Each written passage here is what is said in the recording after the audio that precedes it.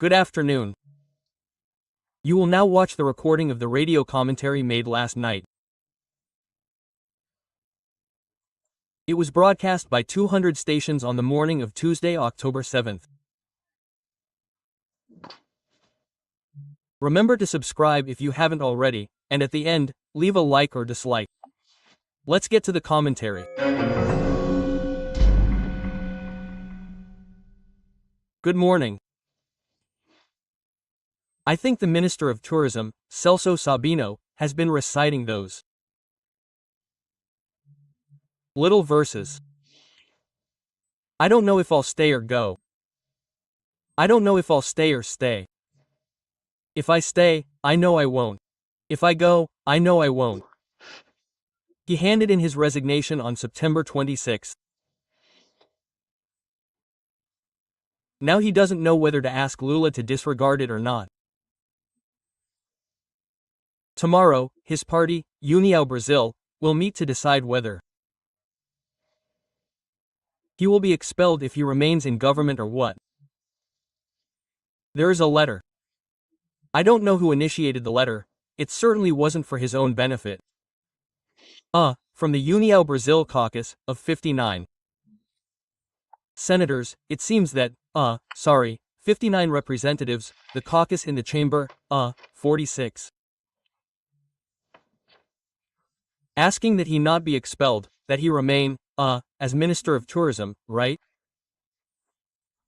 His letter from the 26th uses a letter, not a letter. Remember that letter from Messiah's, right?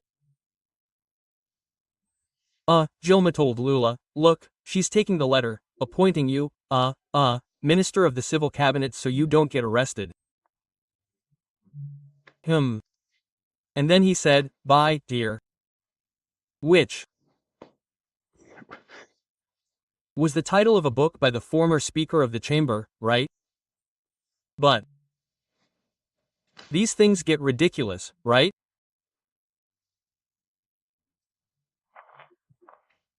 A person clings to a position as a mere assistant to the President of the Republic, when the much greater, much more noble position is the one in which he is representing 142,326 voters whom he let down, betrayed the power of attorney by accepting a government position.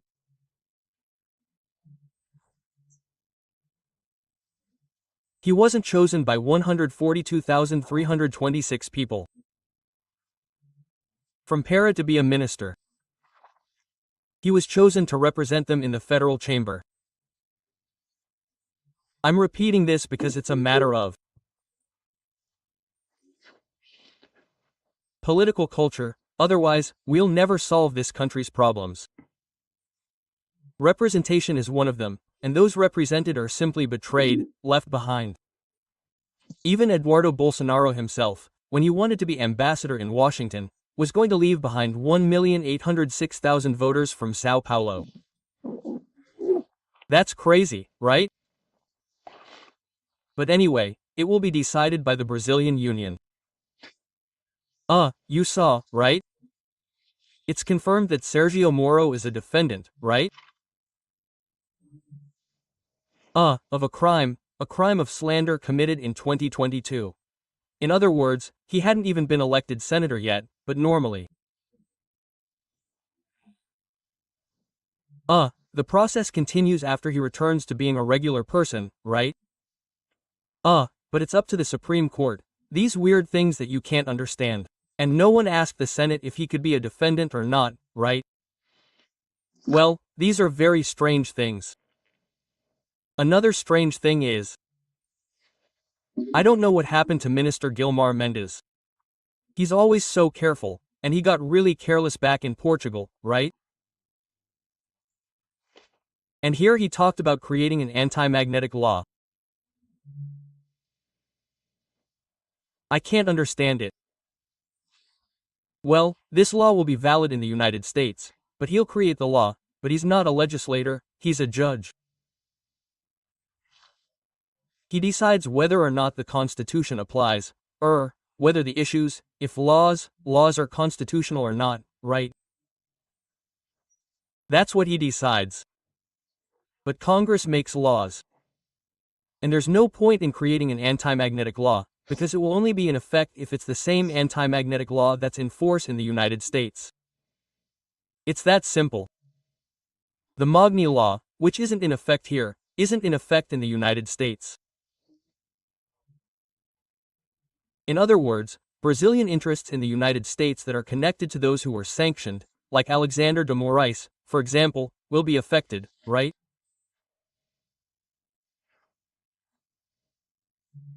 Well, banks that have interests there and hold his accounts will be affected. But in the United States, they won't be able to operate in dollars anymore. They won't be able to make transfers. Yeah, that's it. But it's not in effect here, I think. Well, what about Portugal? So he decided to teach the Portuguese government a lesson, saying that immigration legislation needs to be changed urgently because it's chaotic and disorganized, right?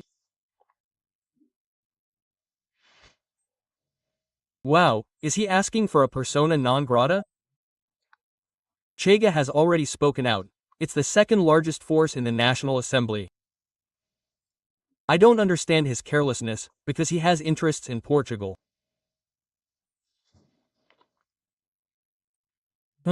He must have been very tired when he made that statement at yet another event in Portugal.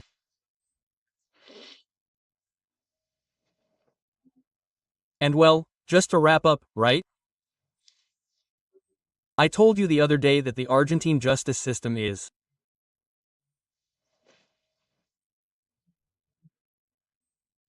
updating the Odebrecht bribes from a project in Ferroviaria, Belgrano, for the Kirchner administration.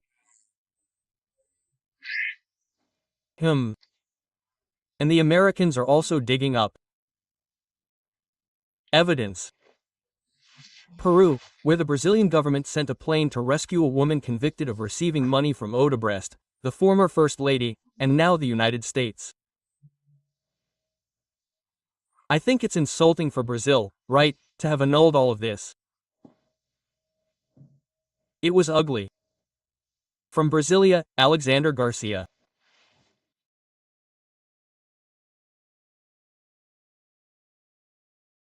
Olá, o assunto de hoje você já deve adivinhar, né? Foi esse tiro que saiu pela culatra porque apontou no executivo e acertou no judiciário. Se gostar, dê o like, se não está inscrito ainda, inscreva-se, vamos chegar ao 1 milhão em breve. Então, nesse dia, né, era grande expectativa nessa terça-feira para saber o que ia acontecer, o Congresso e o Supremo reunidos, né? Voltando ao trabalho normal, não é mais segunda-feira, né? Presidente Bolsonaro conversando com o Sérgio Moro, né? E o que aconteceu é que atingiram o judiciário, porque foi uma violação de direitos básicos constitucionais de um juiz-presidente de um inquérito conversando com o promotor-chefe do grupo de combate à corrupção. E um juiz que estava lá para combater a corrupção, não era para proteger corruptos. As pessoas estão se enganando nisso, né? Combate à corrupção. Lava Jato é para acabar com a corrupção no país, combatendo os corruptos do passado, do presente e do futuro, né? A tentativa era enfraquecer o pacote anticrime do juiz Sérgio Moro, atrapalhar o governo nas reformas necessárias, né? Tem 24 projetos do governo tramitando lá no Congresso, e aí vejam só, chegou ao meio-dia, o presidente da Câmara postou o seguinte no Twitter. Presidente da Câmara, Rodrigo Maia. Vamos blindar a Câmara de qualquer crise. Nosso esforço e nosso foco está na aprovação das reformas e todos os projetos que são essenciais para o país. Nada é mais importante que o resgate da confiança com o equilíbrio das contas públicas e a geração de empregos para o país. Logo depois, na Comissão Mista de Orçamento de Deputados e Senadores, foi aprovado o pedido do governo de um crédito suplementar ao orçamento deste ano de 248 bilhões e 900 milhões. Enquanto isso, em São Paulo, a Bolsa de Valores tinha uma alta de 1,5%, que é muito, né, ultrapassando os 99 mil pontos, e a moeda brasileira se fortalecia em relação ao dólar, né? A tentativa era jogar isso no ventilador, né, como se as pessoas todas caíssem nessa violação encomendada de celulares por hackers, foi sob encomenda, né, porque dá trabalho e custa dinheiro, né, alguém pagou tudo isso. E mais, né, esse tipo de criminoso ainda faz ameaça, né, como chantagem, faz ameaça dizendo, olha, nós temos mais, vocês se comportem porque nós temos mais, né, como se a nação ainda quisesse ver mais isso, né.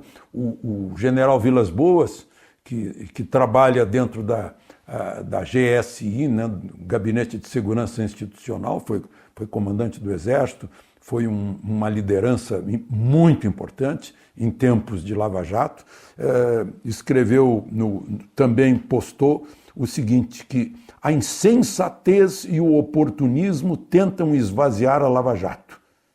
Eu reitero meu respeito e confiança em Sérgio Moro.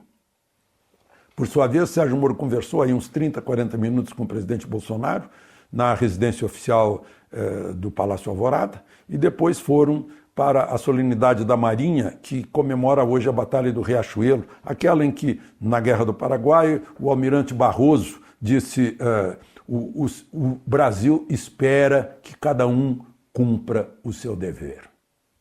Bom, muito significativo. O próprio Bolsonaro foi quem condecorou Sérgio Moro com a Ordem do Mérito Naval. Então mostrou que está tudo ok com esse herói do combate à corrupção. Por sua vez, o advogado de Adélio Bispo, numa entrevista a uma televisão, né, perguntado sobre quem está pagando, ele disse que o primeiro pagamento foi de uma pessoa que o juiz quer saber, mas ele não conta. Mas todos os outros pagamentos das despesas dos advogados foram feitas, disse ele, eu anotei a frase, foram pagas, todas as despesas da defesa foram pagas por algumas emissoras de televisão e eu não vou citar o nome. Pois é. E, bom, e enquanto isso, estava todo mundo de olho, eu também, na segunda turma do Supremo, que ia julgar a prisão em segunda instância, um pedido de liberdade para Lula, né, com voto favorável de Lewandowski e de Gilmar, né, mas acabou indo para o plenário. O plenário marcou para dia 25 deste mês esse julgamento. Toda hora estão tentando safar todo mundo da segunda instância. O Lewandowski, lá no voto dele, safaria todo mundo que está preso em segunda instância. Todo mundo. Né?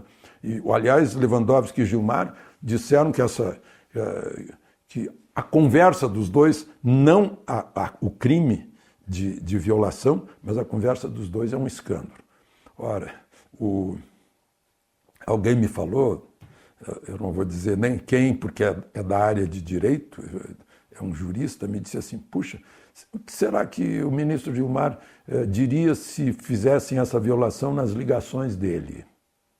E Lewandowski falou de escândalo, claro, será que ele já esqueceu daquele escândalo em que ele presidiu um julgamento da presidente e rasgou o parágrafo único do artigo 52 da Constituição? Foi uma presidente que foi impedida de continuar governando, mas não foi punida, parte da punição foi rasgada de lado, sem que houvesse emenda constitucional. Foi ali no chute, e o ministro Lewandowski que presidiu essa sessão, né? É bom a gente lembrar dessas coisas. Mas, enfim, ainda voltando a Sérgio Moro, eu lembrei agora, ele se ofereceu, através do líder do governo, para o presidente do Senado, de ir na outra quarta-feira à Comissão de Constituição e Justiça do Senado para responder a perguntas sobre esses episódios aí de violação de direitos, né? Já está havendo, né,